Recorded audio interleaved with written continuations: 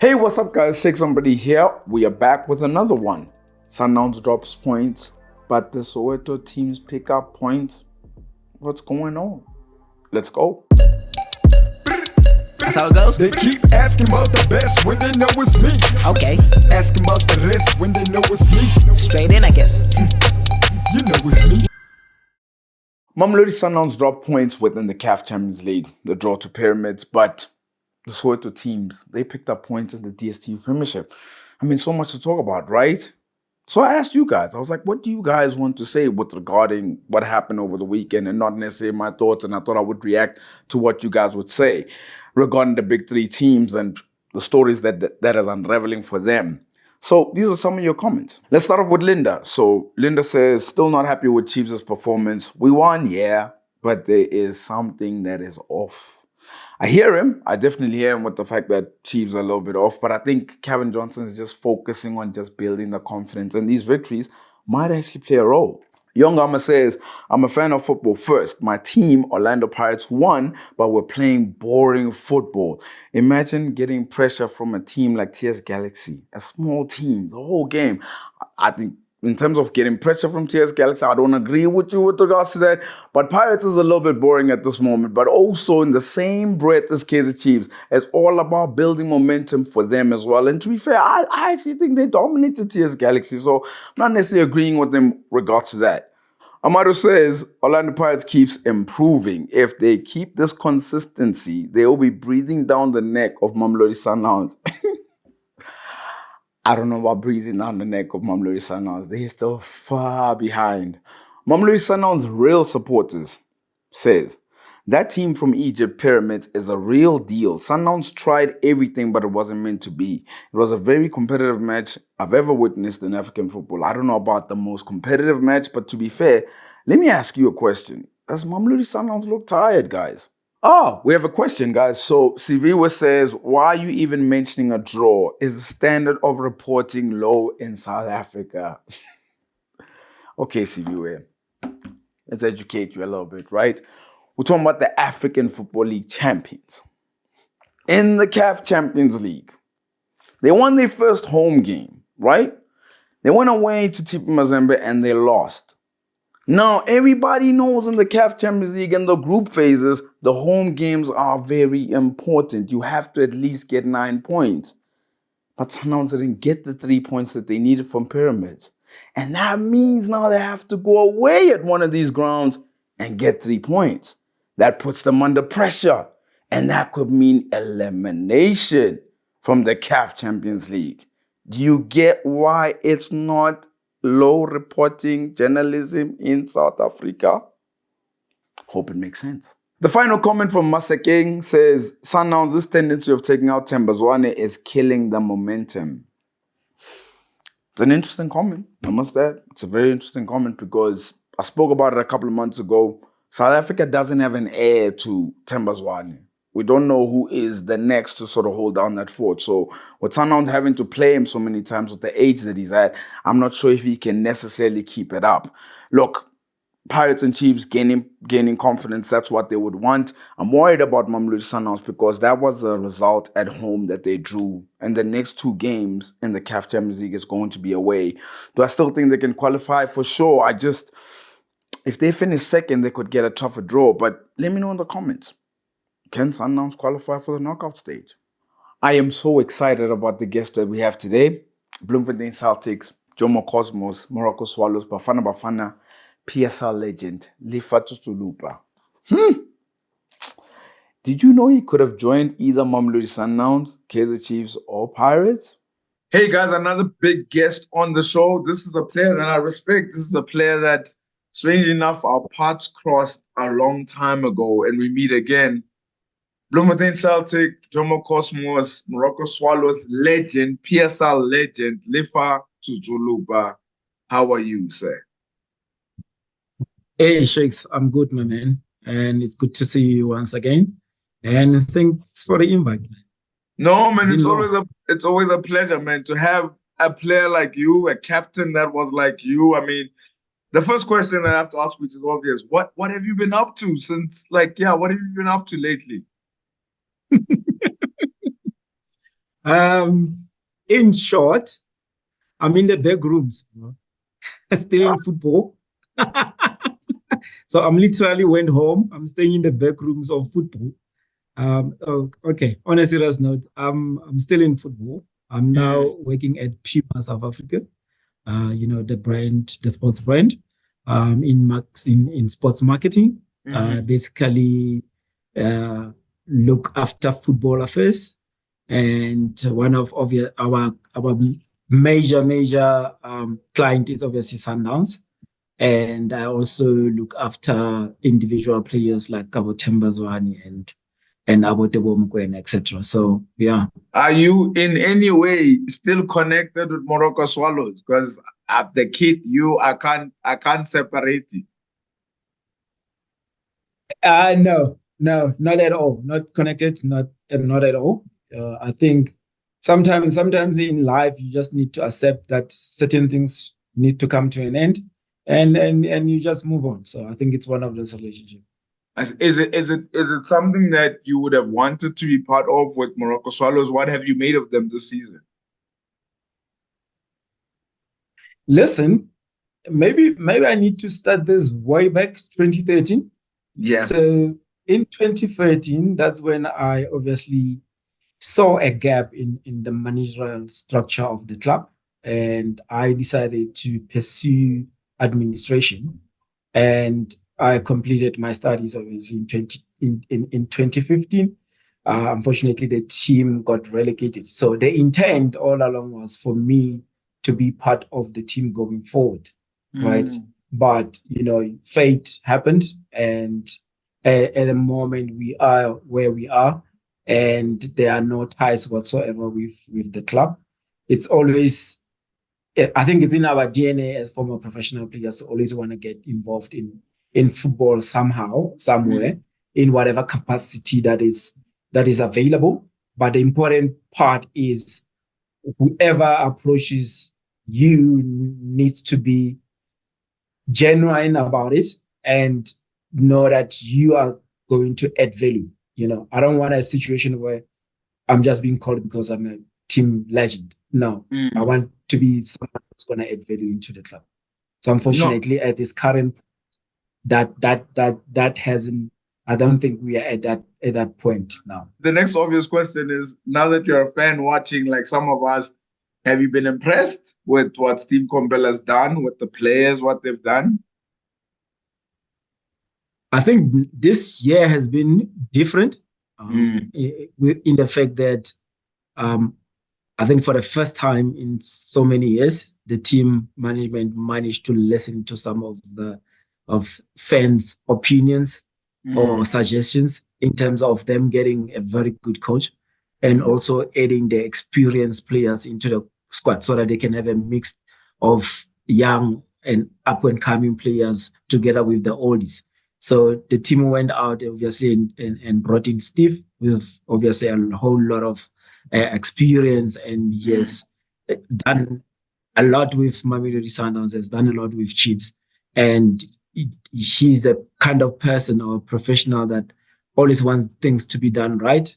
He always wants obviously to have resources with him, and I think at the moment the club has done well in actually accommodating all his requests. And you look at how also the team has been playing, fantastic, very structured. It's early days to actually start putting numbers or saying to them whether this is working or not. He's just been into the job a few months, so I believe we need to give him some time and get his philosophy right, and also give players time to buy into it. Also, I need to give credit to the players. I think this group of players at the moment are more coachable than the previous ones. And you know what I like about this conversation as well is the fact that you're still close to football.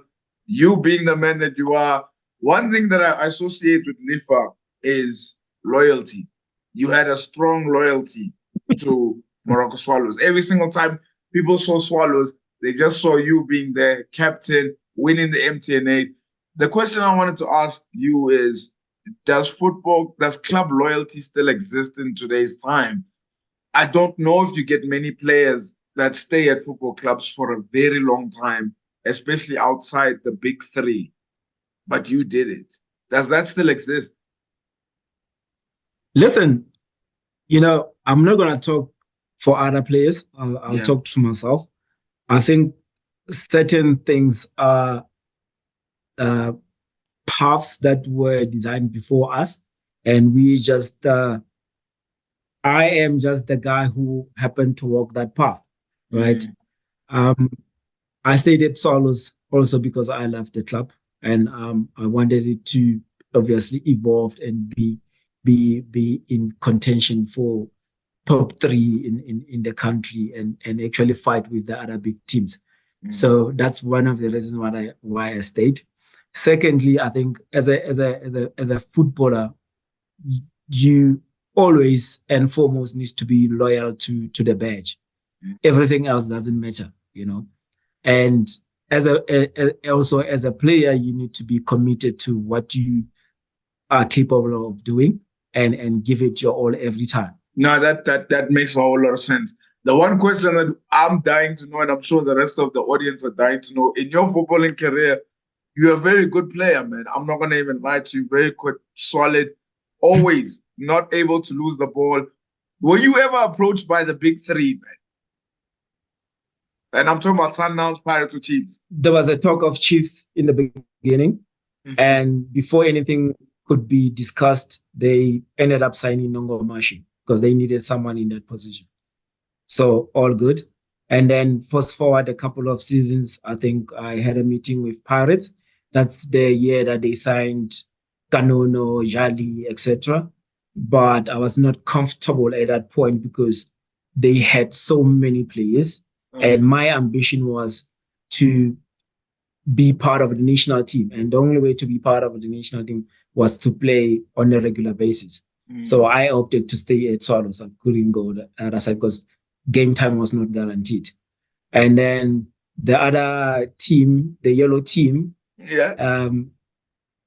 So funny thing with the yellow team, I could have signed it for them before I even went to Cosmos. Because we actually played, I was still at Celtics at that point, and we played a tournament in Bloemfontein with some of the Lesotho teams.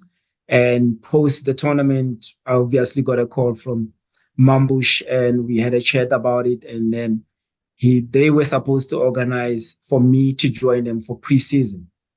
And I think 2 days later, Braje heard about it and then just called me, and they were like, dude, just come over. There's a contract to sign, no trials, no nothing. So knowing how football is, I just decided, let me take the opportunity that is already being presented than to wait for something that you never know whether it will happen or not. So I took the Cosmos route, and that's how I ended up at Cosmos. That's amazing. That is amazing. So all 3, the opportunity was there. If I could rewind you back to early 90s and your career is about to start, would you have done things the exact same way?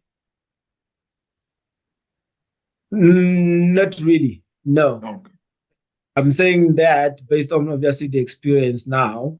Yeah. But okay, let me just clear this thing. Everything that I did when I started was based on information given by senior or coaches, just to prepare you for football. And then once you are in there, obviously you learn how this football business works. So knowing what I know now, there's a lot of things that I would have changed. And it could have been a different career, I can tell you that. My thing is that, of course, are you surprised that when you look at now how football is in terms of the gap between Mamelodi Sundowns and the rest? Because it never used to feel like it was this big back in the day with the likes of when you were playing. But now it feels like Sundowns is just far ahead of even the other Soweto teams. And are you surprised at the gap that is between Sundowns and the rest? Are we talking money, or are we talking preparations and visions?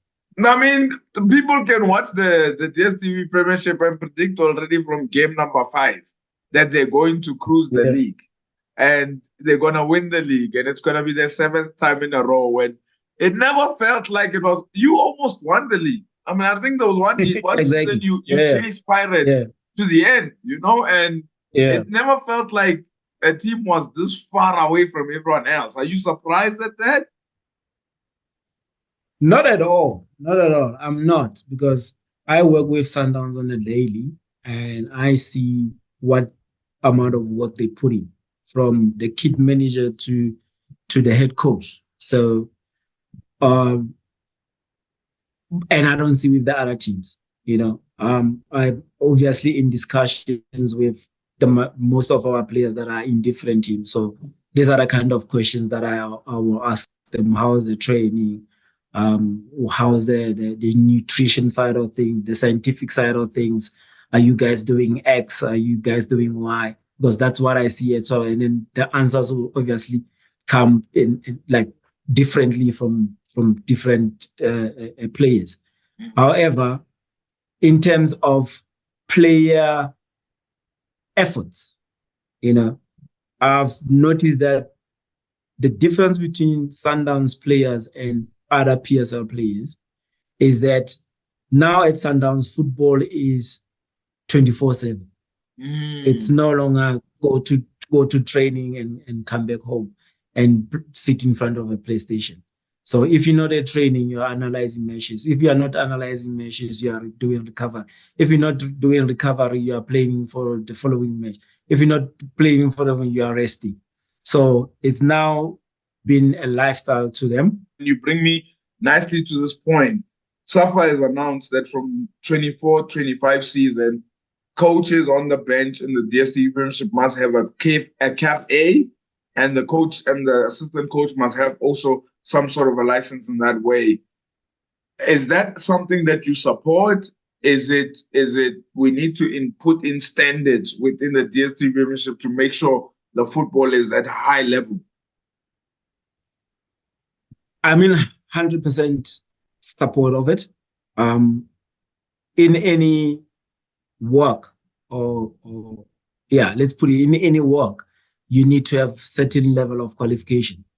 In higher positions, you need to have a certain level of qualifications. So I don't think football is any different. And remember, also with football, it's now a business. So people need to have the know-how of football, not just the playing side of things. They need to know how to manage players, not just coach them. They need to know how to deal with player recruitment. That's analysis, that's data, that's science. So I agree with them 100%.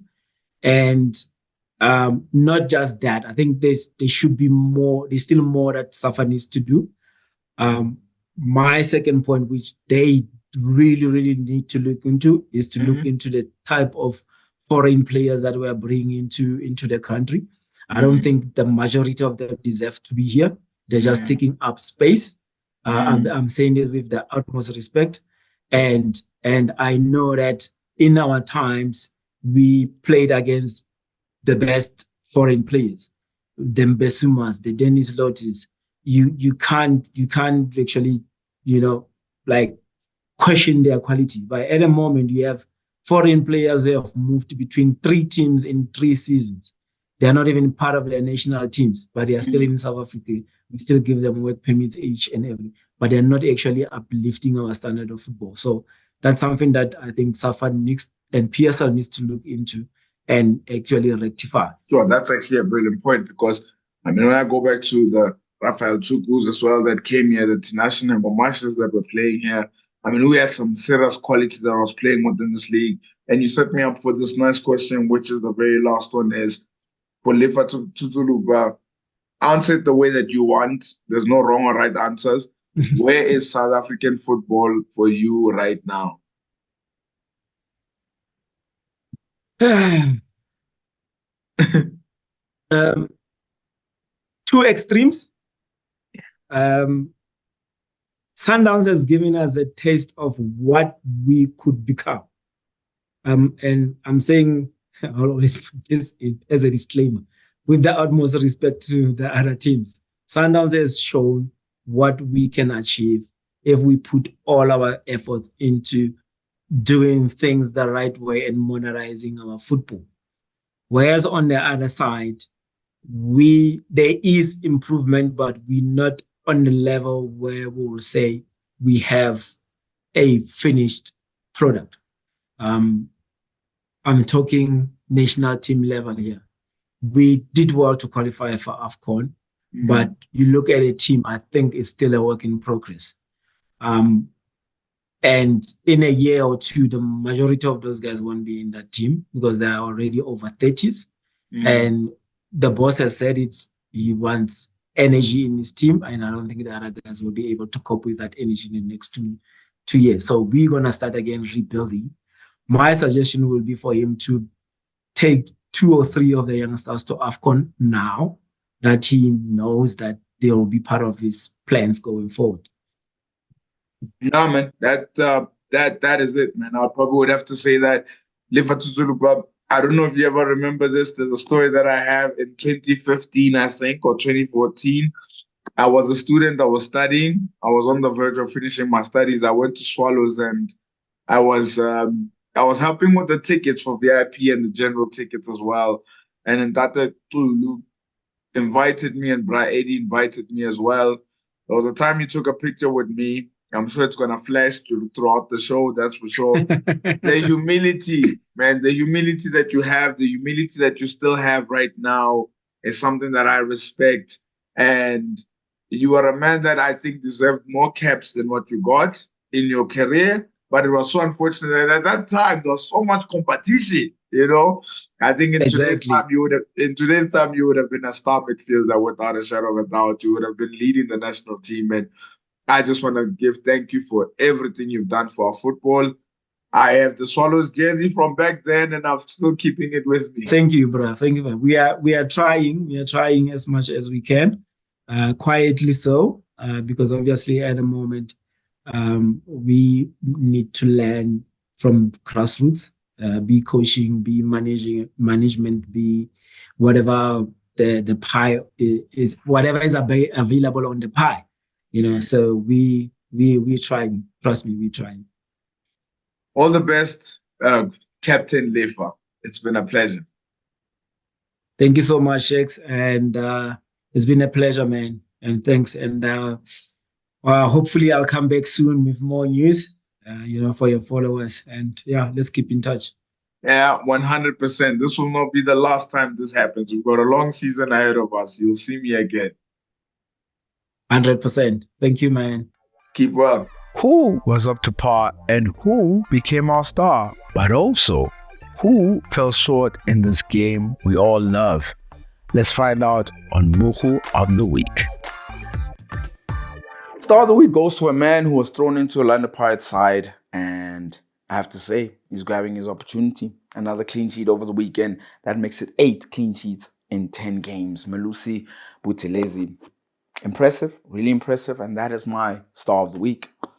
And now for the Moegoe of the Week. It's the opposition that was facing Orlando Pirates this past weekend, TS Galaxy. They didn't show up. They just did not show up. I mean, I know you had the 2 chances in the first half, but after that, it was nothing. Like, didn't offer enough, didn't threaten enough. I mean, Buthelezi could have gone to the bathroom if he wanted. Nothing was going on. All of y'all are Moegoes. It's time for Bet of the Week. Get ready to win big by placing the right bets on the right games. It's the final match day in the group stage of the Champions League. And that had to make my bet slip, that's for sure. Let's go through it. Manchester United against Bayern. Man United fans, what do you think I said? I said over 2.5 goals, for sure. Definitely. Napoli against Braga, Napoli straight win. Leipzig against Young Boys, I've gone with over 1.5. Dortmund going up against PSG, over 1.5 goals. Celtic at home against Feyenoord, I've gone draw and Feyenoord and over 1.5. The final game being Newcastle going up against AC Milan, over 1.5 goals. The odds 6.08. 6 times the money back. So if I put 550 into it, I get 3,400 back. Now, if you want to win with me, click on the link below. Remember to practice responsible betting at betway.co.za. Well, that's it. We've already reached the end. It went by so quickly. Arsenal's about to kick off against PSV, so I gotta go. But before you go, don't forget to like and subscribe and hit the notification bell so you're notified for future episodes.